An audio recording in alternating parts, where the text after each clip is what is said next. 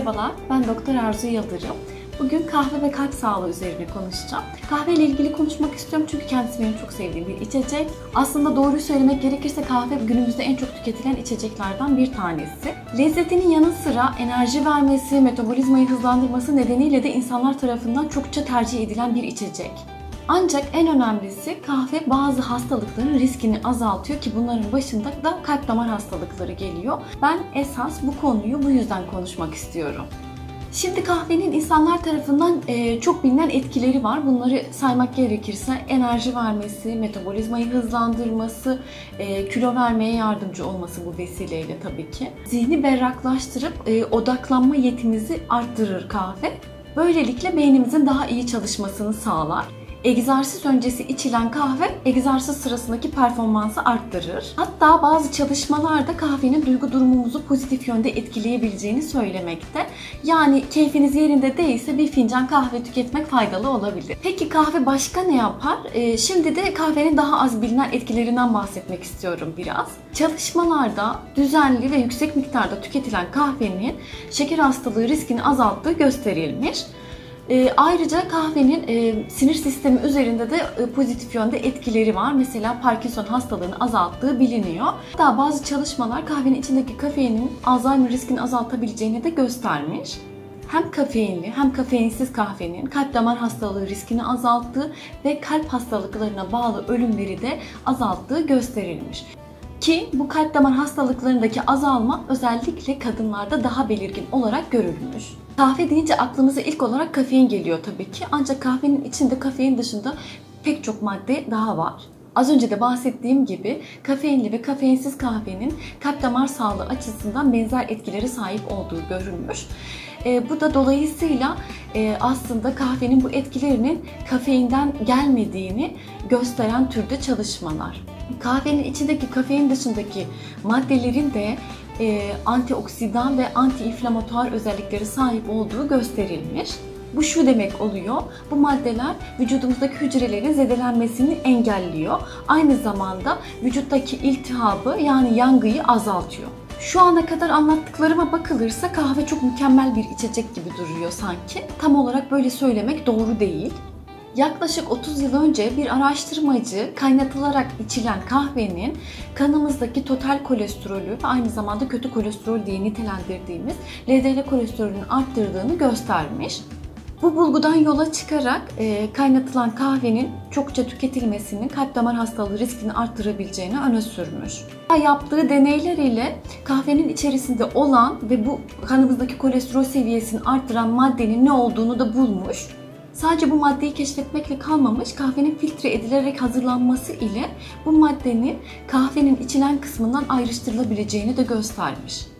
Yani kahvemizi filtre ederek hazırlarsak bu maddeyi yüksek oranda kahvemizden uzaklaştırabiliyoruz. Bu kolesterol yükseltici maddenin filtre edilmeyen kahvede filtre edilen kahveye oranla 30 kat daha fazla olduğunu tespit etmiş. Anlayacağınız gibi çok yüksek bir oran. Tabi akıllara şu soru gelmiş, tamam filtre edilmeyen kahve kolesterol miktarını arttırıyor, kanımızdaki kolesterol miktarını arttırıyor. Ancak direkt kalp damar hastalığı riskini arttırıyor mu? Kalp damar hastalığı sıklığını arttırıyor mu?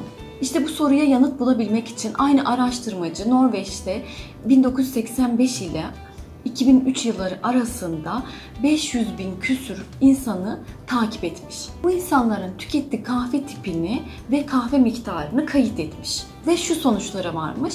Filtre kahve içenler hiç kahve içmeyenlere göre kalp damar sağlığı açısından daha sağlıklılar. Filtre edilen kahve içenler, filtre edilmeyen kahve içenlere göre kalp damar sağlığı açısından yine daha sağlıklılar.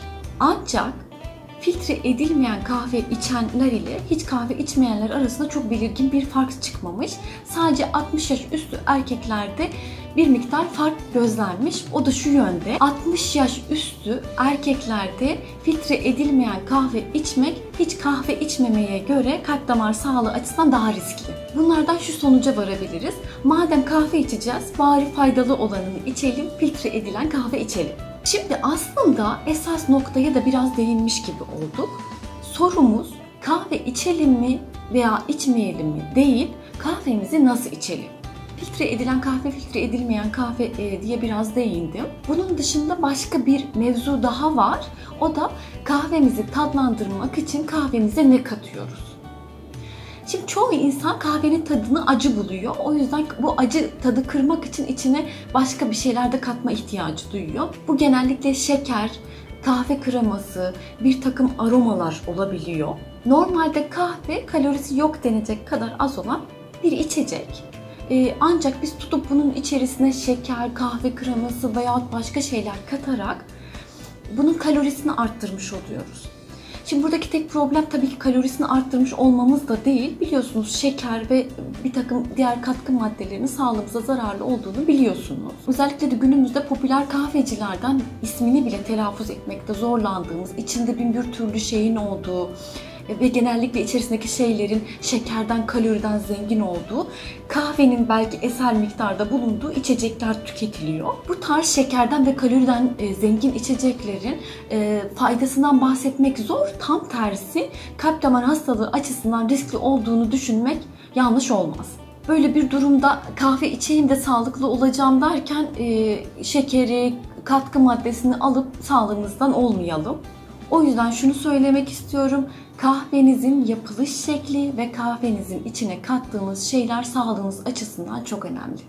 Geldik başka bir konuya. O da granül kahveler. Buna değinmek istiyorum. Granül kahvelerle ilgili aslında çok fazla çalışma yok. Genellikle kahve başlığı altında yapılan çalışmalar çok kısaca değiniliyor granül kahvelere.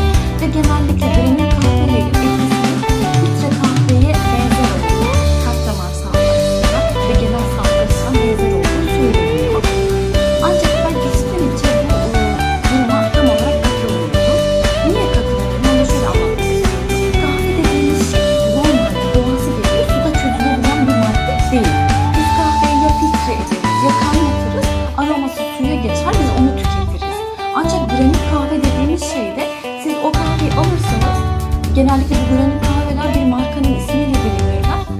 Siz alırsınız bir kaşık, iki kaşık sıcak suya kadar karıştırırsınız, hemen hazır hale gelir o. Pratiktir, hemen içilebilir halde olduğu için dediğim gibi kahvenin doğal halinden çok uzak, suda çözülebilen ve bu suda çözülebilecek hale gelmek için bir türlü kimyasal işlemden geçen bir madde artık o. Şahsen ben kendim çok tüketmemeyi tercih ediyorum. Şimdi geldik şu konuya. Herkes kahve içebilir mi? Kimler kahveden uzak durmalı? Genel kanı şu: gebelerin, çocukların, emziren kadınların kahve tüketmesi tavsiye edilmiyor. Özellikle de anne karnındaki çocukta büyüme geriliği yaptığını vurgulamak istiyorum. Peki en fazla ne kadar kahve tüketebiliriz? İdeal bir miktar var mıdır? Genel olarak günlük 400 mg, tek seferde de 200 mg'ın üzerinde kafein tüketilmesi tavsiye edilmiyor. Peki biz nasıl anlayacağız ne kadar kafein tükettiğimizi? Bunun için kaba bir hesaplama yöntemi var. O da şöyle: öğütülmüş kahveden elde edilen bir fincan kahvede 95 ila 200 mg. Granül kahveden elde edilen bir fincan kahvede ise 27 ila 173 mg arasında kafein bulunduğu söylenebilir. Bu dozların üzerine çıkarsak ne olabilir? Genellikle çarpıntı, titreme, uyku bozukluğu, sinirlilik gibi belirtiler görebiliriz. Peki bazı insanlar var ki bu dozların altında tükettikleri halde böyle şikayetler geliştirebiliyorlar. Neden? Bazı insanlar genetik bir takım yatkınlıklarından dolayı kafeini vücutlarından uzaklaştırmada zorlanıyorlar ve kafeinin etkisinin normalden biraz daha fazla görülmesine yol açıyor bu durum. Eğer siz de bu insanlardan biriyseniz mümkün olduğunca kahveden uzak durmanız veyahut içecekseniz de kafeinsiz kahve tüketmeniz tavsiye edilir. Kahve bağımlılık yapar mı? Düzenli olarak ve yüksek miktarda kahve tüketen insanlar bir anda kahveyi kesince bir takım şikayetleri gelişiyor. Biz buna çekilme belirtileri diyoruz. Bunlardan en tipik olanı şiddetli baş ağrısıdır. Durum böyle olunca evet, kahve bağımlılık yapan bir içecektir. Mümkün olduğunca da kesilecek ise bir anda kesilmemesi gerekir diyebiliriz. Değinmek istediğim başka bir konu var çünkü kalp hastalıkları üzerine aslında esas konuşmak istiyordum. Kahvenin ritim bozukluğu yaptığına dair yaygın bir kanı var. Aslında bunu tam olarak kanıtlamış büyük çalışmalar yok. Şu ana kadar olan veriler ışığında şunu söyleyebilirim. Hayır, kahve ritim bozukluğu yapmaz. Ancak kahve çarpıntı hissini arttırdığı ve nabız sayısını arttırdığı için hali hazırda ritim bozukluğu olan hastalarda genellikle çok fazla kahve tüketilmesini tavsiye etmiyoruz. Çünkü bu insanlarda zaten ritim bozukluğuna bağlı bir rahatsızlık durumu söz konusu. Bir de kahveyle bu durumu arttırmak istemiyoruz. Kahve ile ilgili aklıma gelenleri kabaca anlatmaya çalıştım. Atladığım veya merak ettiğiniz bir konu varsa lütfen yorum kısmında paylaşmayı unutmayın. Beni izlediğiniz için teşekkür ederim.